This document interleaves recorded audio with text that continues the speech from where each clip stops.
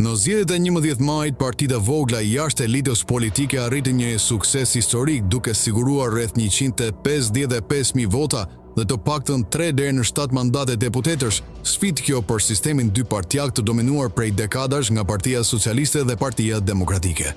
Ky është një zhvillim që përbën një pikthese për politikën shqiptare dhe sinjalizon kërkesën e qytetarëve për përfaqësim të ri, jashtë klientelizmit dhe marrëveshjeve të vjetra politike. Koalicioni Nisma Shqipëria Bëhet ka marrë mbështetje të dukshme si brenda vendit ashtu dhe nga diaspora dhe ka siguruar një mandat në Tiranë me mundësi për të fituar dhe në qarqet Fier dhe Vlorë. Po ashtu Partia Mundësia e Agron Shejajt ka siguruar një mandat dhe pret të dytin, ndërsa Lëvizja Bashkë është pranë një rezultati historik në Tiranë.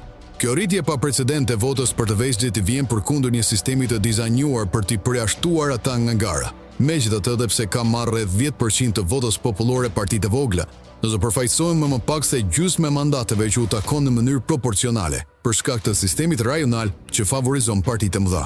Në qendër të këtij ndryshimi ka qenë Tirana, ku partitë e reja morën 13.7% të votave, duke dëmtuar ndjeshëm rezultatet e PS-s dhe PD-s. Ky është një sinjal i qartë që politika shqiptare po kërkon një frymë të re.